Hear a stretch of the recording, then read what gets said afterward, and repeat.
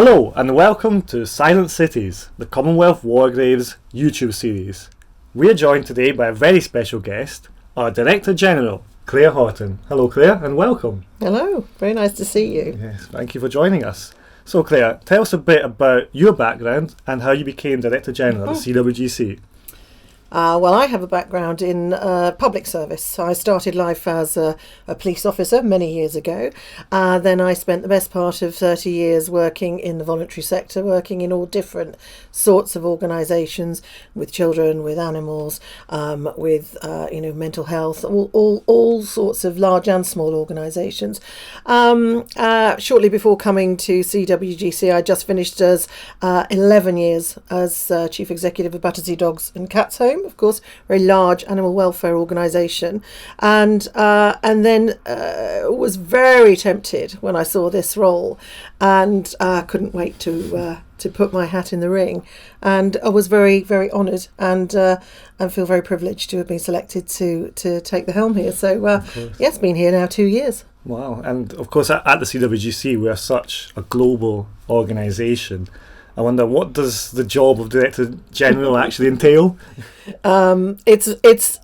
It's big and wide scale in terms of just the scale of the organisation and its reach. So we are active in 153 countries. We have 23,000 sites across the world, and we have a global workforce of about 1,300 staff, 2,000 volunteers, and many hundreds of contractors and agency staff that we work with around the world, all working for the same purposes, all helping maintain both the graves, the memorials and the sites of the CWGC, but of course in other roles too, looking after the public awareness, looking after the all the running of the machine that is the Commonwealth War Graves Commission.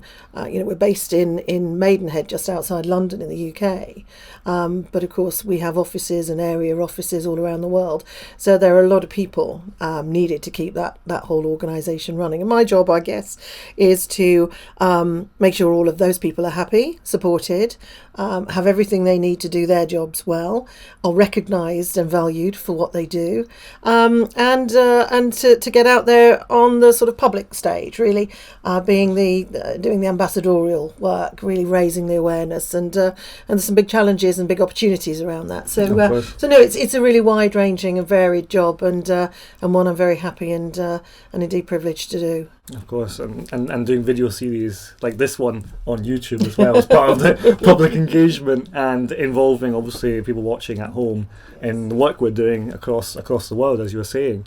I think one of the audience probably would like to know what kind of the biggest challenges we have in our organisation going forward. Oh, there's quite a lot. It's a really interesting time, actually, and I think everyone's actually quite fired up about the future. So there is a challenge, of course, with an organisation like this that is about relevance. So we were set up to commemorate and to look after the graves and memorials for those that fell during the First and Second World Wars across the world from various Commonwealth countries, and our funding is from 6 Commonwealth governments. But actually the challenge, I think, is to ensure that we remain relevant, so future generations, as we're losing now those last remaining people from the Second World War, those younger audiences, wider audiences, people who don't have that direct connection anymore. We need to make sure that they understand, I guess, the human sacrifice, the human cost of war. And we have a duty to make sure that the memories of those people that gave their lives for all of us and the freedoms that we experience today are properly remembered in perpetuity. So how do we do that? Well, that's very much about education. It's about raising public awareness. And one of the things that I realised when I first came to the Commission was that if you were to show people pictures of some of the world's most iconic memorials, so Menin Gate, which of course is ours, and Tiep Fal and various Tyne-Cot, yes, all sorts of big memorials and war cemeteries, those beautiful, that sea of white headstones, those beautiful borders, that planting. people would recognise them as war cemeteries or military cemeteries. But if you ask a lot of people, well, who do you think's behind all of that? I think one of the challenges that we face is that not everybody knows. In fact, not enough people know. It doesn't just trip off the tongue. Oh, that's the Commonwealth War Graves Commission. And for us, in our role of trying to ensure that we are remembering those sacrifices in perpetuity, there is a requirement on us to raise awareness to the organisation and who we are. So part of that public engagement in getting involved with younger people, audiences all over the world, is paramount, I think, to ensuring that we have that sort of permanent relevance. We have a responsibility to ensure that any people that we have not commemorated so far, and we identified a large number of people that we fell short of looking after 100 years ago, and then we've got to make sure that they are now commemorated. So there is a big piece of work that is years worth of work now, where we're looking at how we ensure that we are finding the names of people we missed off, looking at commemoration for those people. These are in places like Africa, India, Middle East, how we're engaging with local communities in those countries. What does commemoration look and feel like to them? So we're looking at what does alternative commemoration look like. We are tackling challenges, things like, of course, climate change, environmental sustainability. We call ourselves one of the world's largest horticultural organisations. We've got thousands upon thousands upon thousands of hectares of beautifully landscaped and manicured cemeteries and flower beds and lawns and gardens and goodness knows what else. Well, how do we make sure that we are being as responsible as we can in keeping those beautiful places as well looked after and as beautiful as they've always been, whilst thinking about how we use water less? Or do we move from, in particular parts of the world where the climate is really causing us a problem, and should a site become a dry site? And we've got some great examples of dry sites if you think about Egypt and Al Alamein, of course. Of course. Quite recently, yes. 80th anniversary. 80th anniversary, exactly. So you mentioned the challenges we face as an organisation to do with climate change. So I was wondering, in terms of sustainability, is anything that we have to change in our working practices going forward? Yes, there is. And in fact, we've been doing a few things quite differently for the last couple of years, actually. So one of the big challenges, of course, is we shouldn't be using chemicals or pesticides anymore. So we are eliminating that as far as we can all over the world. And so what that means now is that we have replaced in most of Europe now, and across the UK we're starting, replacing the use of chemicals when cleaning headstones, for example, with the use of enzymes. So these are much more of a natural product that aren't going to damage the stone. Now, what that might mean is that at certain times of the year, that those stones that have typically or traditionally been seen as white may not be as white, and that's the way that the enzymes work. But it's a much more appropriate and natural way of protecting the stone, because we are looking after now a heritage estate. Many of these, headstones, hundreds of thousands of them, are easily 100 years old. These are individually historic monuments, so we have to look after those. So people may see a slight change over time, but they'll still be beautiful, they'll still be clean, they'll still be looked after in the right way. They just won't be chemically cleaned, which I think is really important. And then particularly use of water. It's really important that we look to see how we limit the use of water, and particularly in countries where water is in real shortage. Although I think everywhere experienced as we saw this summer, we all had water shortages. So we have to be very careful about that.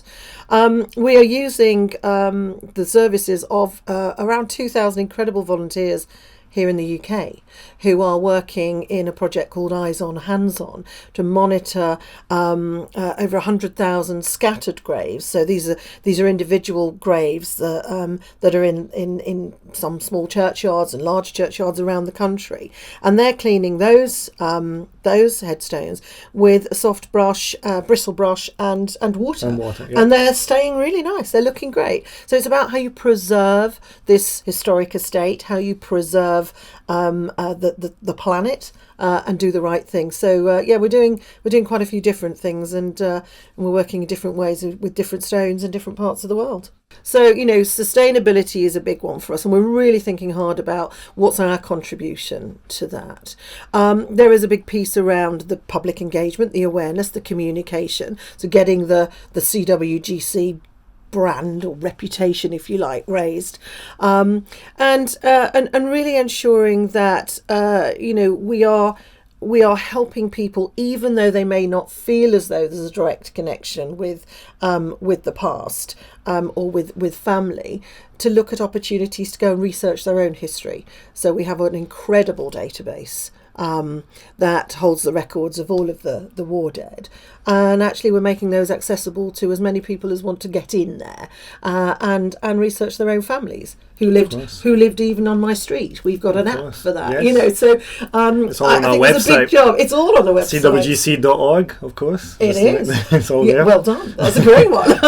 Absolutely. So there's a huge, I think, really exciting, big challenges ahead, but really exciting times too. So, I'll tell you one of the things probably I can talk about that I found really fascinating, and I actually had no idea until I joined CWGC, is that we are still finding casualties today. Yes. All around the world there are soldiers, there are military personnel that died in the wars that we never found. We have a recovery unit in France where we have anthropologists, we have archaeologists, and we are actively all the time working to attend sites where, say, big construction projects are in progress, and casualties are being uncovered, and we are actually recovering those people. We are then working with colleagues in other agencies to identify those people. And if you like, what we're doing is we're then giving those soldiers their identities back. We're connecting families with long lost loved ones that they thought they'd never ever see again, and then we're able to ensure that those people are buried with full military honours, just as if they had died in military service today, or as well as they were looked after 100 years ago or 80 years ago. So I think that's a fascinating part of the work that we're also working on now. Yeah, it absolutely is. And I think you touched on some important points, that even when I joined the Commission, as you say, we have this idea of these beautiful cemeteries and these white headstones, and perhaps people of my generation, even younger, they'll know about the First World War and the Second World War, maybe from school, but maybe they don't appreciate how much work goes into remembering the casualties from all across the world, as you said, and all the work that goes on from the commemorations unit to our work in Africa. It's absolutely fascinating. Of course, we invite our audience to go and find out more, as I said, on our website, on our social media platforms, and this YouTube series, because we will be interviewing staff, historians about our work, about the work we're continuing to do across the world. And follow on from that, I wonder, where do you see CWGC as an organisation in the next, 10, 20 years? Well, I think looking at the challenges that I spoke about a few moments ago, and the work that we have to do to get there, I see us very busy. There's a lot to do, but actually, we are still, and we should be, at the forefront of commemoration. We are sadly in a world where peace is still not prevalent. In fact, we are all experiencing the very sad events in the Ukraine at the moment, and we are never far away from a war, and I think that worries a lot of people, and I think it should. I also think the CWGC have a responsibility and a role to play in helping others with how I guess dealing with challenges that they might find around the recovery of it's maybe taking our skills, if you like, to other organisations, to other countries. So working outside that, beyond that traditional remit that we've worked in before, I think there's opportunity for us there to work with countries who are perhaps experiencing conflict, or who are looking for what does remembrance of a major event or a major conflict look like to them. If people want to build large-scale cemeteries or remembrance spaces, well, we can help with that. So I think that there's more that we can do that is over and above what we do now. I think there's absolutely always a place in this world for CWGC in the work that we're doing now. We can't not do that. But I think that we've got a lot to offer in other areas, of course, not least in horticulture. If you want to learn how to handle different sites all across the world and manage that against the challenges of climate change, well, we can help you with that. So I think that there are things and there are skills and there are incredible experts in this organisation who are available and always looking to see how we can make a difference to others and how we can work in partnership with other people. So lots to do. Of course, it sounds amazing. And of course, if you're watching from home, if you have any questions for Claire or any comments about this, please do leave a comment below this video. Then just finally, Claire, it's difficult, you're Director General of the whole organisation, and as you mentioned, 23,000 sites and cemeteries in 150 countries, but is there one site which is particularly your favourite? Well, I haven't seen them all. Okay. I've been out and about a fair bit. Of course, the first year of my tenure was back end of COVID, so I didn't get to go out very much.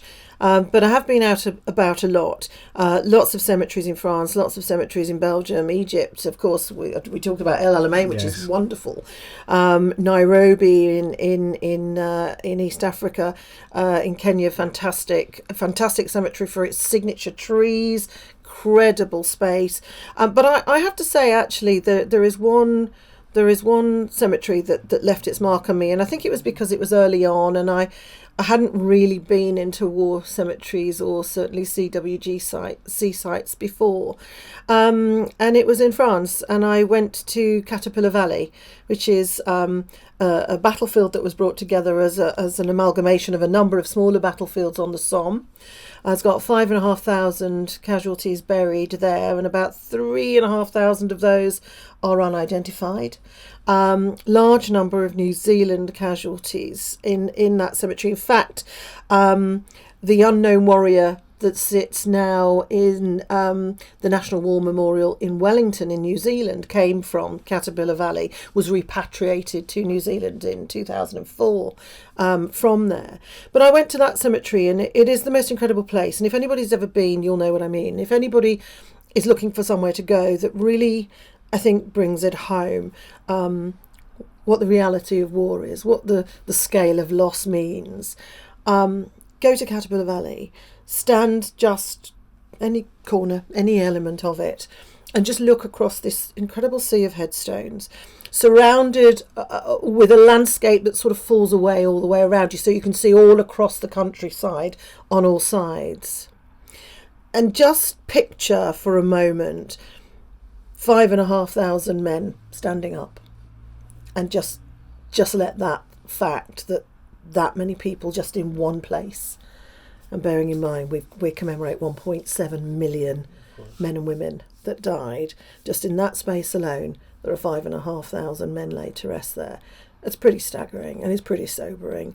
And it left an indelible mark on me. And I think that actually will be the most special place I'll ever go, just because it's where I first really got to understand why we're all here and why it's so important that Commonwealth War Graves Commission continues doing what it does so well. So we've talked a lot about the work of the Commission, of course. We also have a charitable arm, the Foundation, Tell us a bit about what the Commonwealth War Graves Foundation does. The Commonwealth War Graves Commission is not a charity. It's a very different body. But we also have a lot of people who want to donate to us. We do a lot of work that is outside the graves and memorials work that we do, which is around public engagement, education, and actually we need to raise money to pay for that. And our foundation is a wonderful vehicle for us to do that through. So it helps. Actually, the foundation has recruited all our volunteers, for example, and so we have volunteer tour guides in some of the cemeteries telling wonderful stories. If you're ever looking for a tour, go and book one with one of our tour guides. Free, of course. And it's all free. It's all free, and a huge degree of real enjoyment and benefit comes out of those. So we have tour guides, we have speakers. So if you want a speaker for one of your local talks, please book some speakers. Schools can get involved. Schools. Well, we were working with the Air Cadets. We're working with all different youth groups, different community groups, and all of that through education and engagement, and people coming to our sites or us going to them and looking at how they might research their own history. All sorts of different opportunities for people. So Foundation does great work there. It also it raises money, so it takes donations. We have a membership, so please join the membership. The membership's great, £36 a year, but for that you get newsletters, you get to hear all about what we're doing, you get a badge. It's a great opportunity to engage lots of people in working for everything that we do and supporting what we do. We receive legacies, of course, as the commission. Lots of people will leave money to us in their will, and we're just delighted and so grateful for that. And the foundation is the vehicle which that money goes through, and so again, really important way of working. And we'll work with different companies or different sponsors, individual donors who want to help us, all looking to see what can they do that will help us deliver some of the projects that we're doing. So a lot of the education programs, the eyes on, hands on volunteer programs, where those volunteers are out in those graveyards. Our guides out in France and Belgium, because we have our guides at the moment who welcome visitors to our visitor centres and our cemeteries across France and Belgium, and so that's another important part of the foundation. It is, and and the foundation is just growing and growing and doing more and more and more, and it's it's lovely because of course you get to hear about everything that's going on in the commission through a route that is actually helping all of the work that we're doing and making great things happen. So we're delighted and very proud of our foundation. Yes, and of course if you're watching from home, make sure to visit our website to keep up to date, and we'll also leave a link to become a member in the YouTube description below. Wow, okay, I think that was really fascinating and interesting. I hope our audience enjoyed at home. Of course, if you have any questions for Claire, any questions for us, make sure you write a comment down below. Make sure to like and subscribe, of course. We have to always remember that for our YouTube channel. And join the foundation. And join the foundation, of course. There's a link in the description below. Make sure to follow us on our social media and our website, cwgc.org, and join us next week. Bye-bye.